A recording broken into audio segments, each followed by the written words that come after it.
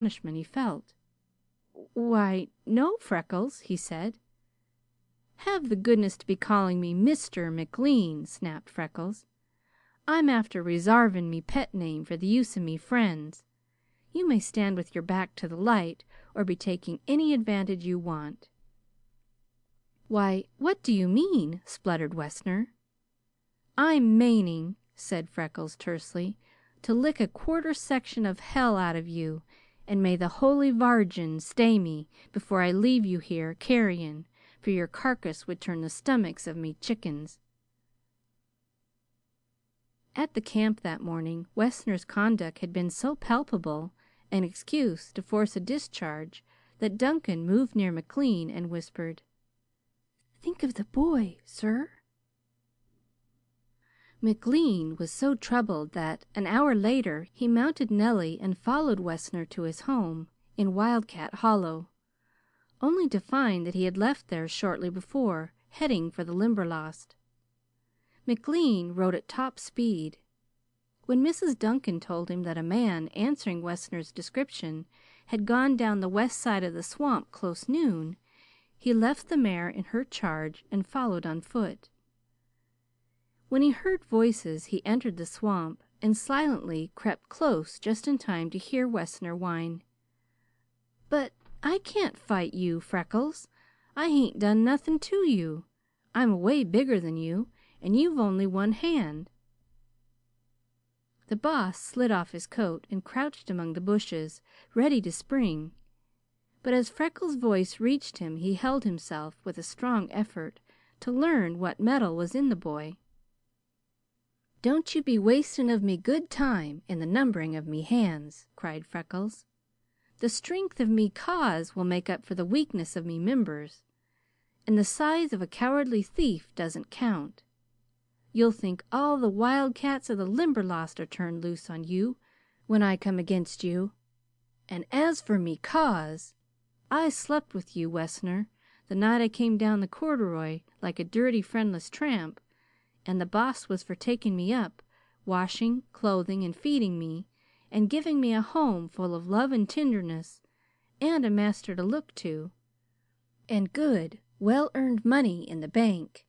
He's trusting me, his heart full, and here comes you, you spotted toad of the road, and insults me, as is an honest Irish gentleman, by hinting that you can cave I'd be willing to shut me eyes and hold fast while you rob him of the thing I was set and paid to guard, and then act the sneak and liar to him, and ruin and eternally blacken the soul of me. You damned rascal!" raved Freckles. "Be fighting before I forget the laws of a gentleman's game and split your dirty head with me stick."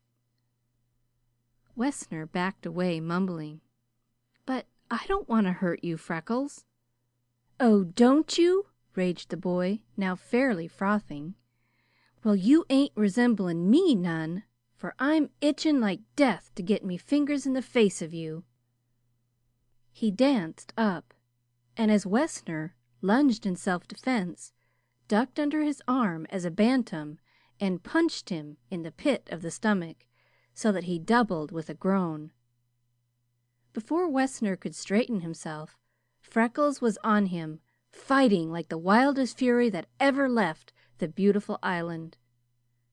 The Dutchman dealt thundering blows that sometimes landed and sent Freckles reeling, and sometimes missed, while he went plunging into the swale with the impetus of them. Freckles could not strike with half Wessner's force, but he could land 3 blows to the Dutchman's 1. It was here that the boy's days of alert watching on the line, the perpetual swinging of the heavy cudgel, and the endurance of all weather stood him in good stead, for he was tough and agile. He skipped, ducked, and dodged. For the first 5 minutes he endured fearful punishment. Then Wessner's breath commenced to whistle between his teeth. When Freckles only had begun fighting, he sprang back with shrill laughter. "Be golly, And will your honor be whistling the hornpipe for me to be dancing of?" he cried. Spang! Went his fist into Wessner's face, and he was past him into the swale. "And would you be pleased to tune up a little livelier?" he gasped, and clipped his ear as he sprang back. Wessner lunged at him in blind fury.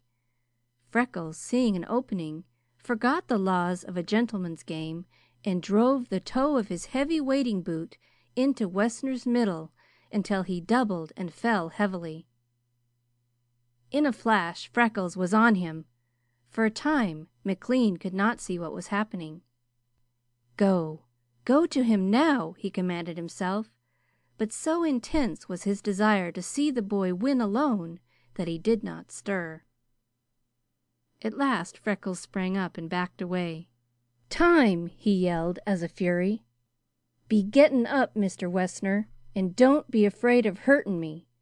I'll let you throw in an extra hand and lick you to me complete satisfaction all the same. Did you hear me call the limit? Will you get up and be facing me?" As Wessner struggled to his feet, he resembled a battlefield, for his clothing was in ribbons and his face and hands streaming blood. I guess I got enough," he mumbled. "Oh, you do?" roared Freckles. "Well, this ain't your say. You come on to me ground, lying about me boss and intimating I'd stale from his very pockets. Now will you be standing up and taking your medicine like a man, or getting it poured down the throat of you like a baby? I ain't got enough. This is only just the beginning with me. Be looking out there." He sprang against Wessner and sent him rolling. He attacked the unresisting figure and fought him until he lay limp and quiet, and Freckles had no strength left to lift an arm. Then he arose and stepped back, gasping for breath.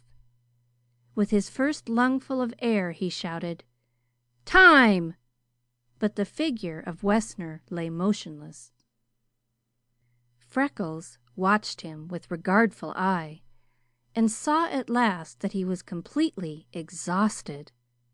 He bent over him and, catching him by the back of the neck, jerked him to his knees.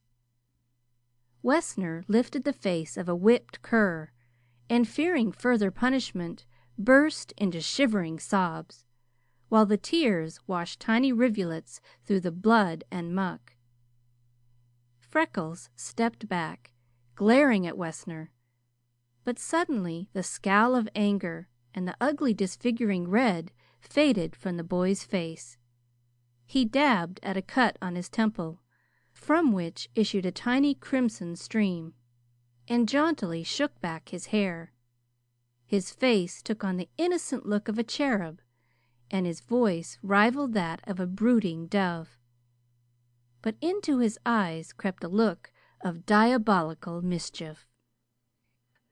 He glanced vaguely around him until he saw his club, seized and twirled it as a drum major, stuck it upright in the muck, and marched on tiptoe to Wessner, mechanically as a puppet worked by a string.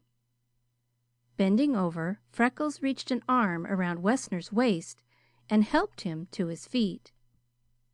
"Careful now," he cautioned. "Be careful, Freddie. There's danger of you hurtin' me." Drawing a handkerchief from a back pocket, Freckles tenderly wiped Wessner's eyes and nose. "Come, Freddie, me child," he admonished Wessner. "It's time little boys were going home. I've me work to do, and can't be entertaining you any more today. Come back tomorrow if you ain't through yet, and we'll repeat the perfarmance.